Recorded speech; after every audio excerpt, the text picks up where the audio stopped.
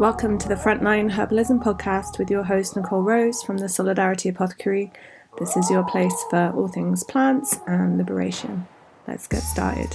Hello, welcome back to the Frontline Herbalism podcast. As you are probably aware, we've got a series all about the Medical Self-Defense Network. So this is a group of people from all over the world, from different backgrounds and experiences, working as medics or paramedics or herbalists, and doing awesome work across the world. And I've had the absolute pleasure of interviewing different people. And this interview is with a comrade called Outis, who lives in Poland, and we're going to be talking about his project, which is all about kind of like manufacturing. So, we talk about 3D printing, but as I learned in the episode, it is much more than that. It's really about like, how do we kind of build infrastructure like beyond capitalism to support our kind of community's needs and make things that we need in a decentralized way. And he has been 3D printing tourniquets, which you will have heard in the gunshot wound episode talked about extensively. So it's like super important work, super interesting. Definitely made me think that manufacturing has never been like a niche for me, but actually it's so important. So I know he would definitely encourage you to get in touch if it's like an area that you're working on or interested in. But yeah, please enjoy the interview.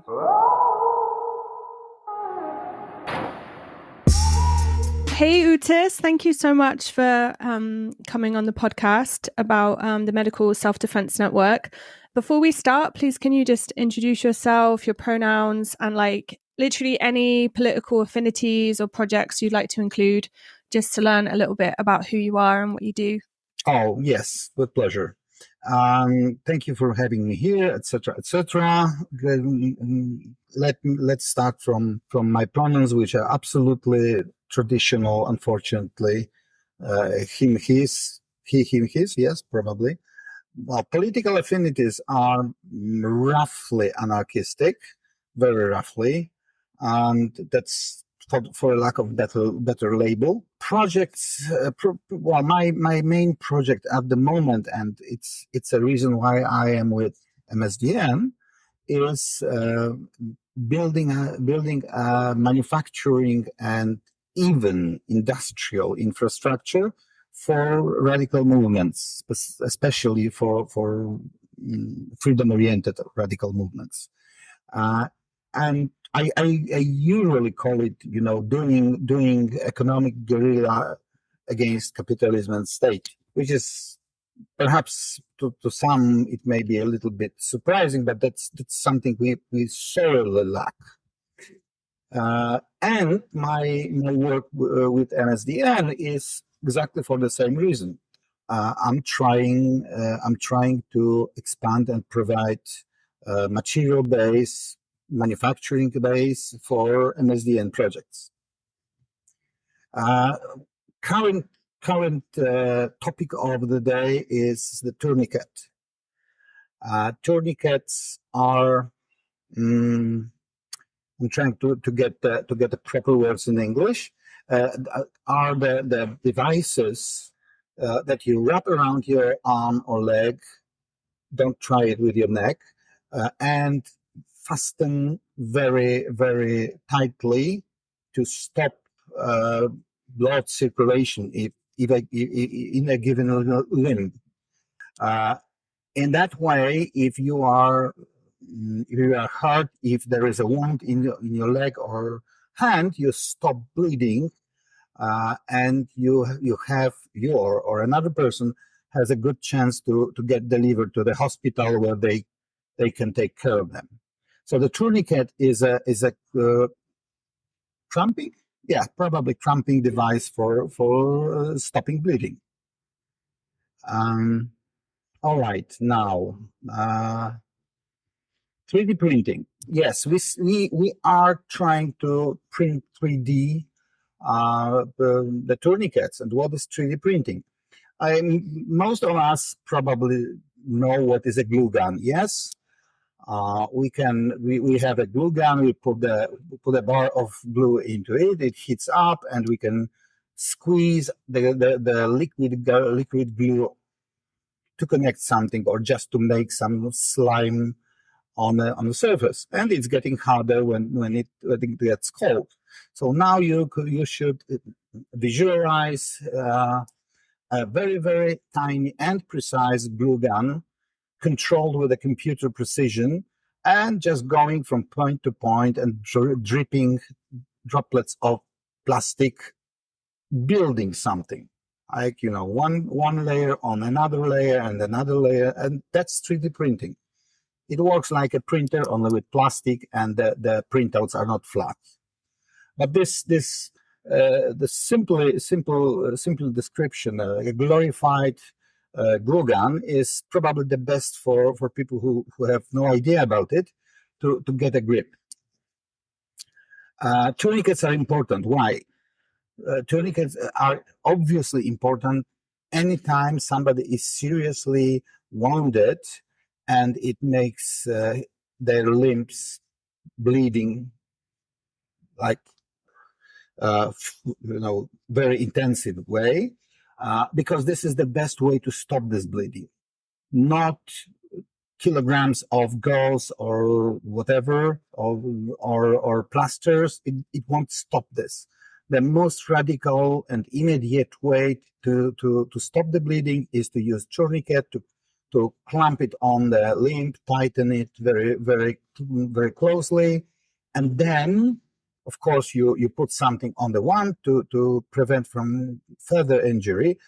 This is the way to stop bleeding until the person is got to the hospital. Yes, we can.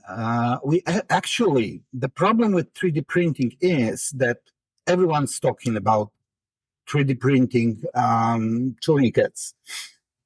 And for example, at the beginning of the open invasion onto Ukraine, there were quite vast projects of crowdsourced 3D printing, but the 3D printing technology is not exactly for this purpose. The 3D printing technology is better for one-off manufacturing, for flexible manufacturing, like every item slightly different or quite different from another, while for tourniquets we need something very standardized, and everything should be exactly the same copy. I mean, we use it because we have to. Also, we can use it for training purposes, like training tourniquets. But using them for the mass production, however we define it, is very costly and to an extent counterproductive. My understanding and my information coming back from Ukrainian front is that people there are more interested in buying good quality tourniquets than in using 3D printed tourniquets. But we definitely need it for non-military purposes. I mean, 3D printed tourniquets. We need for non-military, street medics, and of course for the whole training system. If we get to the point, I mean, we as my infrastructure project that is called Artel and MSDN, if we get to the point when we have more equipment, we can start making tourniquets on a mass scale without 3D printing, but that's probably a year ahead at the moment. So the whole work of Artel is, as I said, to build infrastructure, to provide technical sort of expertise and technical support, research and development, and at least prototyping, if not mass production, for radical groups like MSDN. And I consider this effort very important, and luckily other comrades apparently see it the same way. So we can stop, giving money back to capitalists, buying stuff from them, and we can start having our own manufacturing units and keep the resources to ourselves. Of course, making it's also a job for as many comrades as possible. Yeah, I mean, it sounds like super impressive as a project. I'm really curious as to like your background, like why, like, you know, how did you develop these skills in manufacturing? And like, my other question is like, it's not something that we talk about a lot in the anarchist movement, right? And like, that's why it's like so interesting, I think, because yeah, it's so essential, like you said, that we have this infrastructure. And I'm just wondering, like, yeah, why you think this infrastructure is important to radical movements. Yes, my way towards anarchism and towards radical movements was a little bit longer and more, so to speak, scenic. Yeah, is it properly pronounced? Yeah, seen it. Scenic than of other comrades. I haven't been born an anarchist. I haven't started being or consider myself anarchist at 15 or 18 years. I was born and raised in Poland at the so-called real socialism era, and then I became an acolyte of new and shiny faith of capitalism, and I spent some time being a stockbroker and entrepreneur in various areas, and I learned a lot about capitalism, which is very useful now because I know weak points. And I also learned quite a lot about manufacturing and all those kinds of organization, logistics, etc., etc. So about 10, 12 years ago, when I said, done, I'm leaving the system, I took all this knowledge with me. And now I'm using it with my fight against capitalism and the state. In a way, I can do it the best, which is economic and organizational way. And why am I so focused on this topic? Well, first of all, this is what I can do the best. It's my superpower, so to speak, and also because I see that so many they're not discrepancies, but inconsistencies in anarchist and broadly radical praxis, which is the simplest example is when I was in Athens, and we had a lot of political discussions, of course, and I asked the question, okay, comrades, we all wish capitalism to crumble, to how to say it, to fall.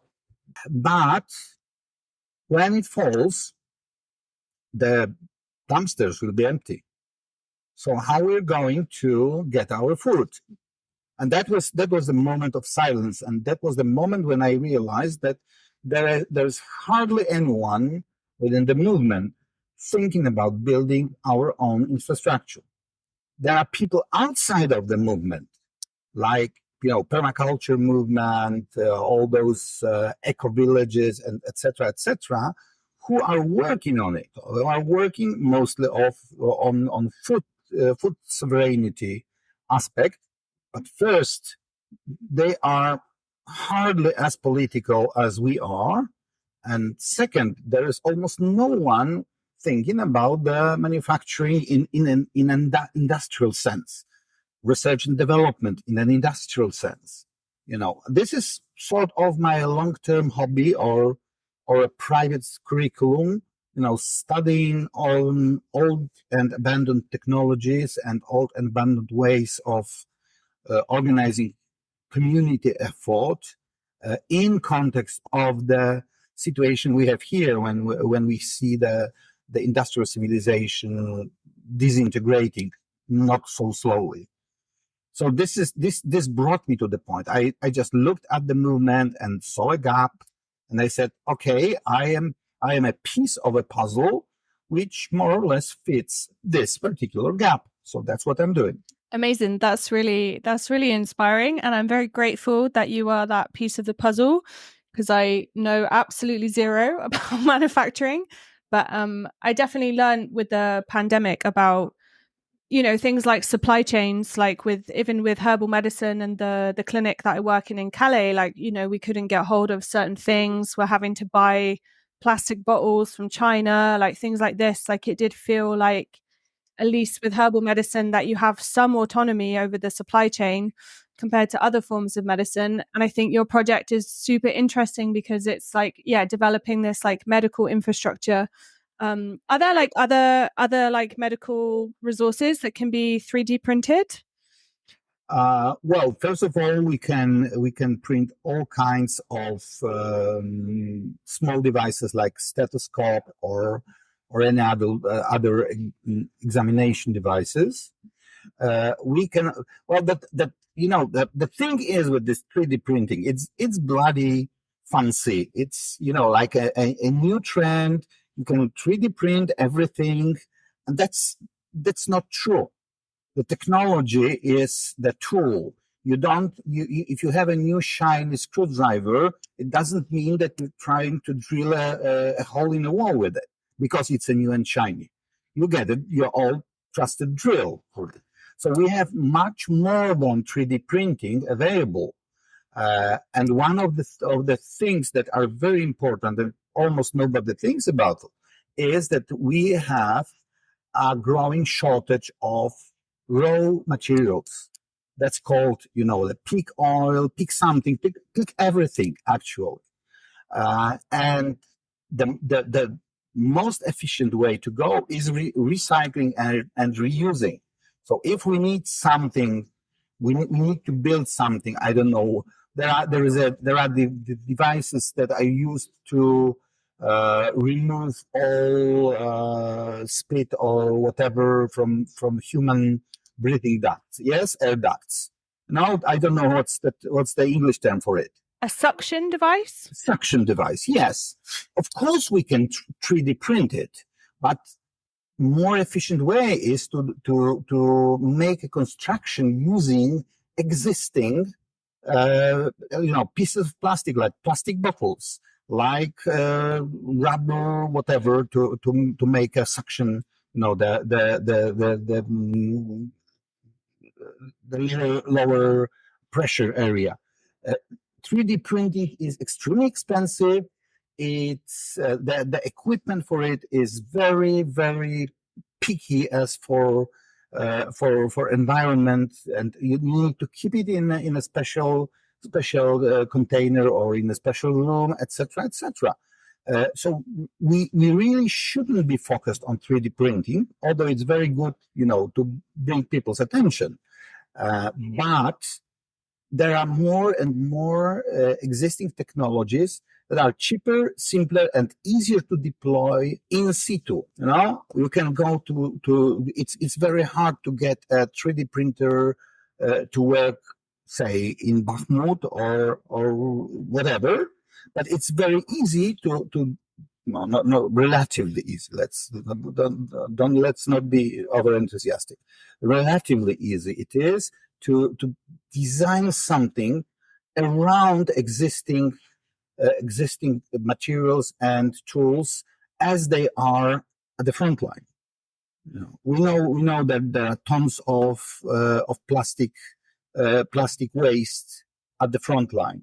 So if I am asked to prepare something, even for let's say chemical warmers, chemical body warmers, yes, I will think about using materials that are in abundance in a specific place where we want to have it.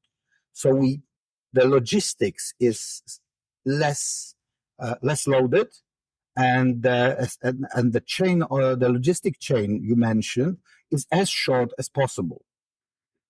So that's I'm doing 3D printing. I like it very much, but I refuse to call it a magic bullet forever. Nice. Yeah, no, that makes like total sense. And I can see how it's much more important to, like you said, shorten those supply chains and build that infrastructure.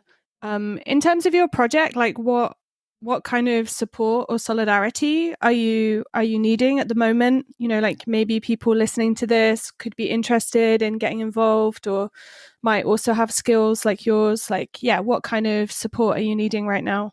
Of course, the easiest way to support us is to transfer money. But at the same time, I would be very happy to meet people who can do some 3D modeling, doing designs in a computer that can be converted later into 3D printing. Also, we are starting the printing. I mean, traditional digital flat printing department for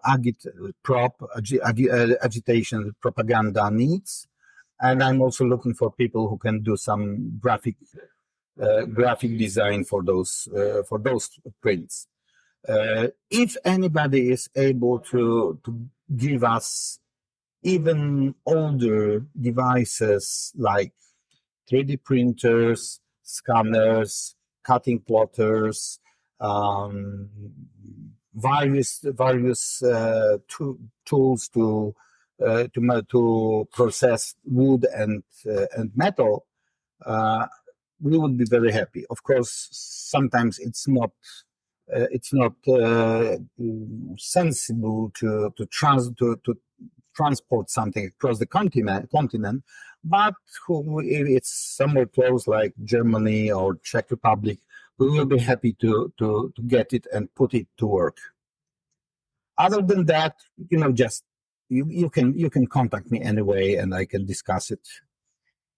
Okay, awesome. And you also offer printing services to groups, right? For like merchandise, things like this, or? Yes, part of the idea of Artel is that we want to create a growing bubble of capitalism-free economy, which means we're not only going to do things, but also we want to start selling services and products to radical groups, or even not so radical, but well politically aligned with us. So instead, let's talk about the basic things like stickers. Now, tons of stickers. Our people use tons of stickers every day, pasting over Nazi propaganda, and they need it. Where do they get it? They are commissioning them in capitalist enterprises. So why should they do it if we can provide them with absolutely comparable quality and probably comparable price? They can order it with us, and we will give part of this money to our people, because Artel is a cooperative, to people who work here. And these are all people who are unable and unwilling to work for capitalists. And of course, a surplus will be divided on a solidarity basis with various projects. So we don't let those money go back to capitalism. We use them in our environment. So yes, we are thinking right now about making a sort of a print center, quite advanced. We're also thinking about making lightweight devices for various actions. I won't say direct action, but things like small lightweight bicycle trailers. It's a construction of mine which is very, very flexible and universal. We can make some specific constructions like furniture and whatever else. And we are also working on research and development stuff. Whoever needs something special, something which is unavailable otherwise, we can design it, and perhaps we can even make it. It depends on the equipment we have. All right, that sounds amazing. So I hope people listening will feel inspired and that they can contact you with their needs and their orders. Was there anything else you wanted to share before we finish today? Yes, I want to to say that I'm sitting in the middle of the country that is slipping down the fascist slope. Both the political class and the society is now like happily embracing the myth of strong, father-like, god-like leaders, providing security, providing stability, keeping traditional, which is absolutely mythical, traditional values, etc., etc. Vulnerable groups, such as trans persons, such as people with disabilities, such as people who are unemployable due to their age, for example, are now at the brink of being extinct. Friends, people, comrades, please look around you, and if you see signs of it, unless you already see it, then take it seriously. We will not get anything by asking. We need to start doing stuff. We need to prepare for being really, really oppressed. Like nobody knows it from experience here in the global north. Nobody knows from experience how it is to be oppressed in such a way. So please don't panic, but get seriously concerned and start acting. Thank you. Yeah, definitely wise words. Well, thank you so much again for your time, and we'll put any links to websites, things like that, in the show notes. And yeah, a way for you to contact Outis. So yeah, thank you so much. Thanks so much for listening to the Frontline Herbalism podcast. You can find the transcript, the links, all the resources from the show at solidarityapothecary.org/podcast.